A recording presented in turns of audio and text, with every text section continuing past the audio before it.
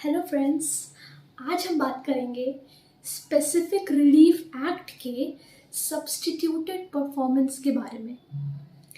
तो पहली बात तो सब्स्टिट्यूटेड परफॉर्मेंस होता क्या है। सब्स्टिट्यूटेड हमें इसको नॉर्मल इजी लैंग्वेज में अगर हम बात करें तो इसका मतलब सीधा सीधा होता है कि किसी एक को दूसरे की जगह में प्रतिस्थापित करना, मतलब रख देना। ठीक है, एक हम सिंपल भाषा में बात कर रहे हैं कि किसी एक इंसान को दूसरे की जगह रख देना, उस इंसान को हटा देना जो था वो, और अब वो नहीं है, अब दूसरे इंसान को उस इंसान की जगह पे रख देना।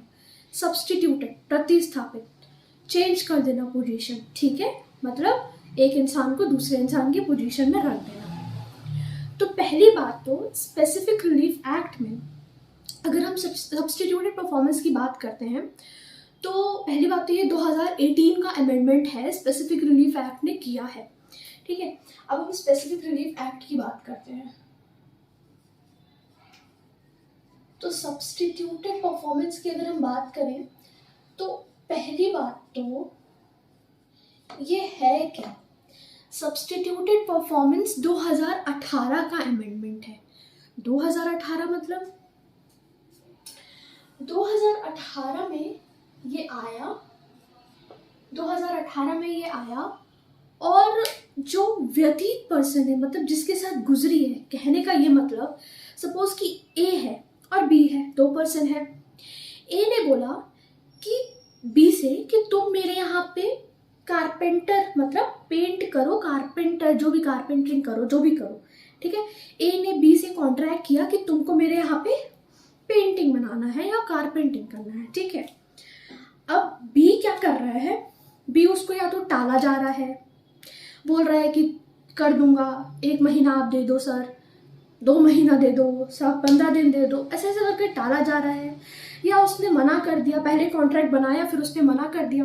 ठीक है, अब उसकी वजह से क्या, ए तो परेशान हो रहा है ना, जो बी काम टाला जा रहा है उस चीज की वजह से ए तो परेशान हो रहा है। तो अब ए क्या करे, तो ए से हम अब क्या होगा, ए क्या कर सकता है, बहुत सारी चीजें उसके पास ऑप्शंस है।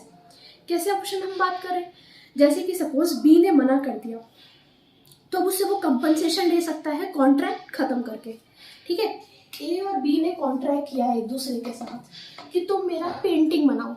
अब जो बी है वो टाला जा रहा है, नहीं कर रहा है, जो एक्सेप्टर है, जिसने प्रपोजल को एक्सेप्ट किया वो टाला जा रहा है।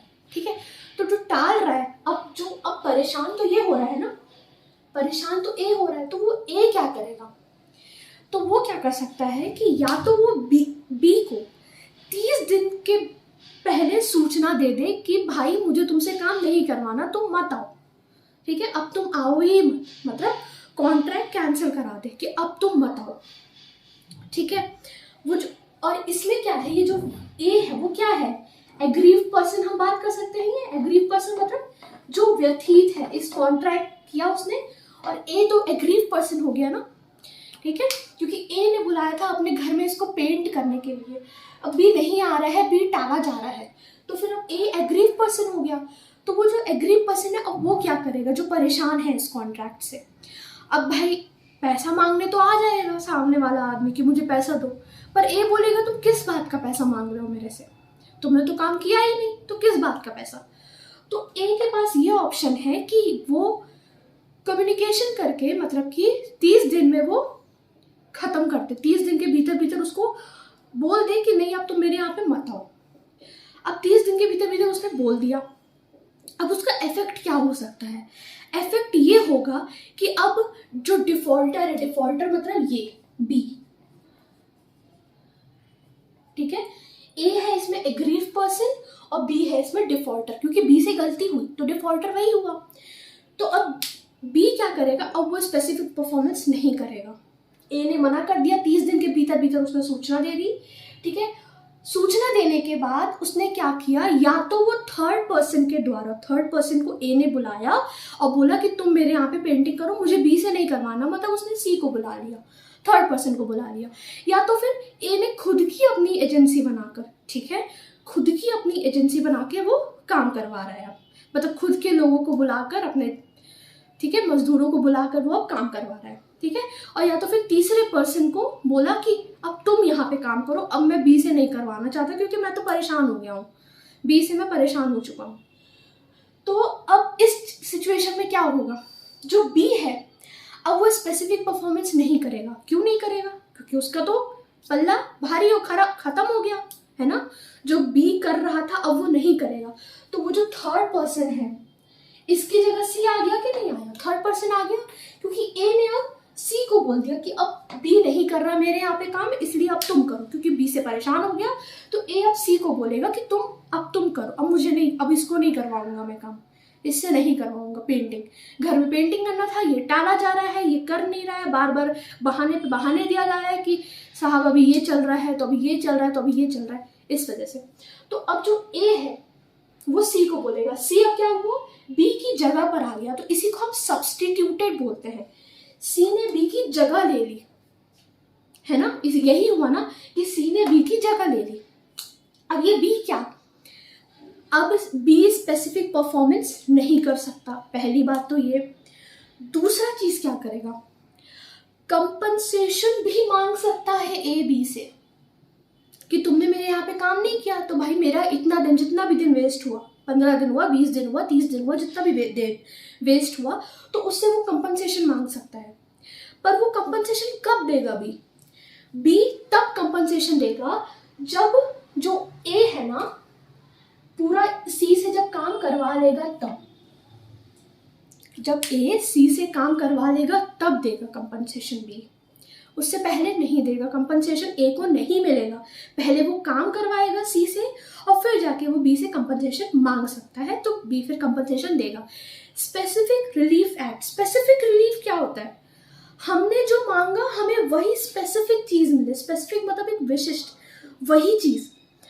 फॉर एन एग्जाम्पल, एक छोटी सी चीज, हमने सपोज कोर्ट से, ऐसा कभी होता नहीं है, मैं एक एग्जाम्पल दे रही हूँ, कोर्ट से हमने बोला कि मुझे 20 रुपए का नुकसान हुआ है। वैसे तो नहीं होता है, ऐसा कोई केस है ही नहीं, लेकिन मैं छोटा सा एग्जाम्पल दे रही हूँ इसलिए। तो सपोज कोर्ट, एक इंसान ने बोला कि 20 रुपए, अब कोर्ट क्या करेगा, वो 20 रुपए दिलवाएगा, स्पेसिफिक वही दिलवाएगा और कुछ नहीं। जितना उसने जो मांग किया है बस वही दिलवाएगा, स्पेसिफिक रिलीफ, उसको रिलीफ दिलवाएगा। किसी भी केस में, जैसे प्रॉपर्टी का केस, मुझे ये प्रॉपर्टी मेरी थी, इसने मेरे से प्रपीड़न करके, कोएर्जन करके, या अनड्यू इन्फ्लुएंस या फ्रॉड या मिस रिप्रेजेंटेशन, कुछ भी करके इसने मेरे से ये प्रॉपर्टी ले ली। अब वो जो लड़ाई चल रही है दो लोग के बीच में, जो सिविल केसेस चल रहा है ए और बी के बीच, वो किस लिए चल रहा है, एक प्रॉपर्टी के लिए चल रहा है। तो अब जो स्पेसिफिक रिलीफ क्या है, अगर तुम उसको प्रॉपर्टी दिलवाओगे वो तभी उसको स्पेसिफिक रिलीफ मिलेगा। प्रॉपर्टी की जगह वो ये नहीं बोल सकता कि नहीं तुम मेरा चलो पैसा ले लो काम हो गया, नहीं।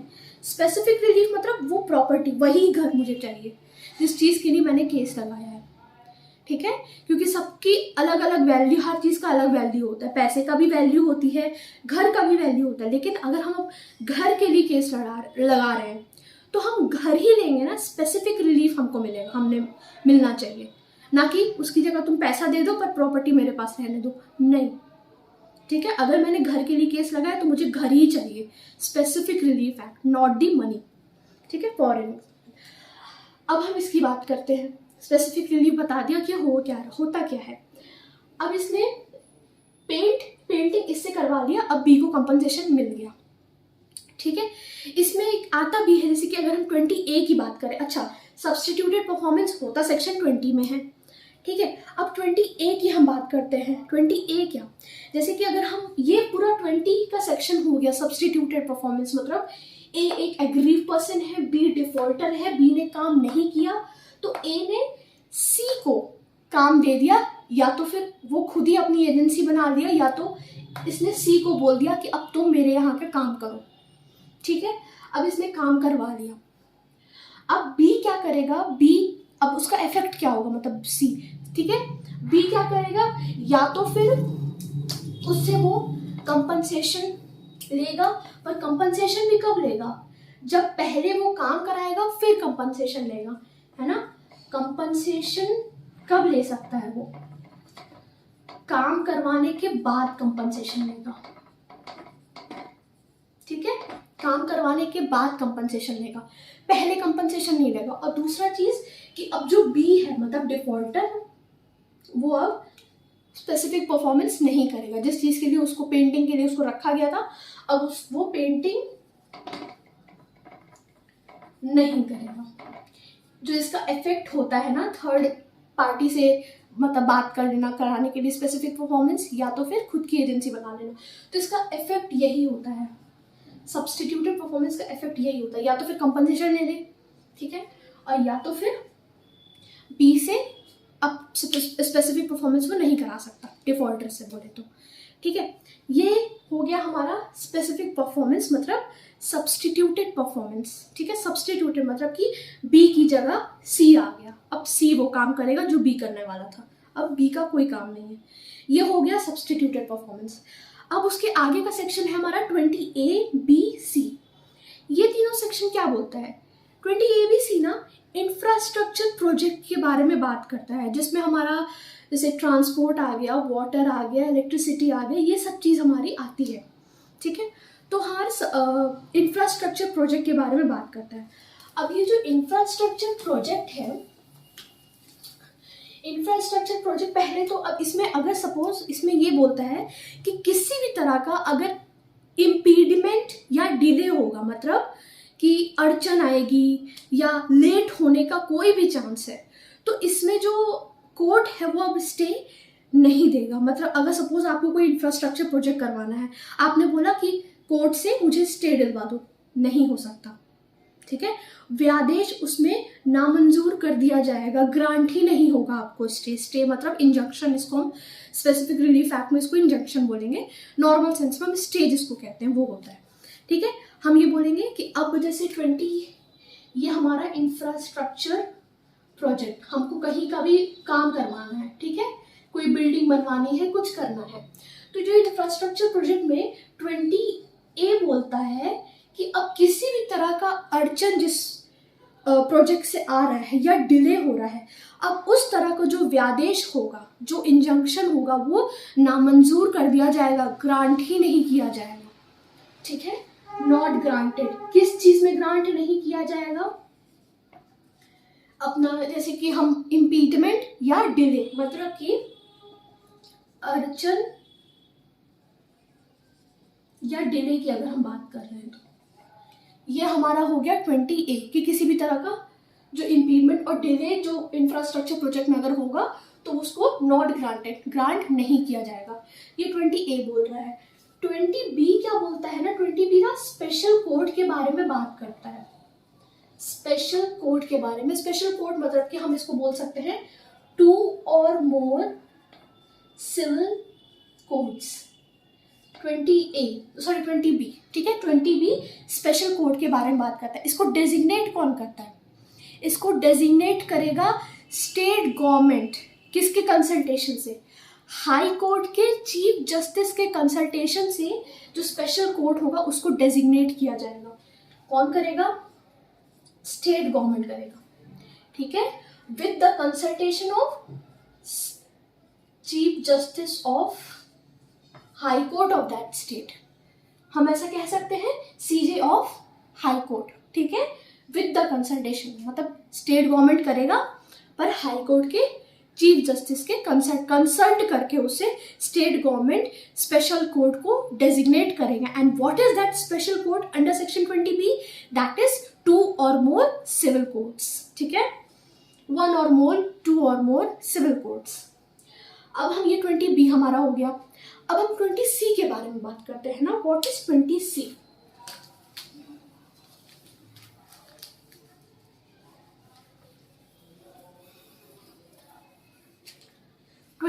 हमारा बोलता है कि ये जो इंफ्रास्ट्रक्चर प्रोजेक्ट का जो मामला होगा, ठीक है, जो केस होगा, वो कितने दिन में रिजॉल्व होगा? स्पेशल कोर्ट के द्वारा जो इंफ्रास्ट्रक्चर प्रोजेक्ट होगा, इंफ्रास्ट्रक्चर प्रोजेक्ट, वो कितने दिन में रिजॉल्व होगा, मतलब कितने दिन में कोर्ट करेगा उसको सॉल्व, केस को? तो बोलता है 12 months, मतलब कि हम बोल सकते हैं 1 year, we can say that. तो 12 मंथ में ये रिजॉल्व करेगा 20C इंफ्रास्ट्रक्चर प्रोजेक्ट को कोट करेगा, ठीक है। पर अगर सपोज एक कुछ लेखबद्ध कारण, मतलब कि कुछ सही वैलिड रीजन अगर कुछ दिया जाए आपको, रिटन रीजंस जिसको कहते हैं, रिकॉर्डेड रीजंस, तो तब कौन करेगा, मतलब सॉरी, तब कितने दिन तक एक्सटेंड मैक्सिमम हो सकता है, मैक्सिमम आई से, मतलब कि अगर सपोज सही कारण दे रहा है कि नहीं सर इस वजह से नहीं हो पाया था ये काम, तो कितना दिन होगा, 6 मंथ तक एक्सटेंशन कर सकता है उस प्रोजेक्ट के लिए। मतलब कि अगर हम इसको माने तो 18 मंथ्स कह सकते हैं, 1.5 साल कह सकते हैं हम इसको, है ना, 1 साल 6 महीना कह सकते हैं। तो ये हुआ हमारा 18 मंथ। मैक्सिमम हमारा 20C में ये बोलता है कि 12 मंथ, हमारा 12 मंथ में कोर्ट पूरा सॉल्व करेगा वो केस, इंफ्रास्ट्रक्चर प्रोजेक्ट से रिलेटेड जो केस है, जो कोर्ट है वो सॉल्व करेगा 12 मंथ में। पर अगर 12 मंथ में नहीं हुआ तो कुछ लेखबद्ध कारण से वो 6 ही मंथ तक, मैक्सिमम वो 6 मंथ तक ही एक्सटेंड कर सकता है उस समय को भी। 6 मंथ अगर कोई लेखबद्ध कारण है तो, और लेखबद्ध कारण तो मतलब टोटल कितने समय तक के लिए, 18 महीने के लिए इंफ्रास्ट्रक्चर प्रोजेक्ट का जो केस है वो रिजॉल्व होगा कोर्ट के द्वारा। तो that is section number 20 substituted performance. 20A कोई भी इम्पीडमेंट या डिले होगा, ठीक है, तो उसमें व्यादेश नामंजूर कर दिया जाएगा। 20B special court, special court मतलब कि एक से ज्यादा अगर सिविल कोर्ट्स हैं तो उसको स्पेशल कोर्ट टू डेजिग्नेट कौन करेगा, स्टेट गवर्नमेंट कर देगा with the consultation of the chief justice of high court. And 20C is this कि एक्सटेंशन अगर कोई भी केस का होगा इससे रिलेटेड, इंफ्रास्ट्रक्चर प्रोजेक्ट से रिलेटेड, तो 20C क्या बोलता है कि 12 मंथ तक के लिए हो सकता है। पर अगर कोई लेखबद्ध कारण है तो वो होगा फिर प्लस 6 मंथ उसका एक्सटेंशन हो जाएगा। मतलब मैक्सिमम 18 महीने के भीतर भीतर ही कोर्ट को सॉल्व करना है वो case related to the infrastructure project. तो दैट इज ऑल अबाउट, और ये 2018 अमेंडमेंट है, ठीक है। तो that is all about the section number 20, 28, 20B, 20C। तो आज के लिए इतना ही। अब हम मिलते हैं नेक्स्ट वीडियो में, तब तक के लिए अपना ध्यान रखें, stay happy, stay safe. Thank you so much.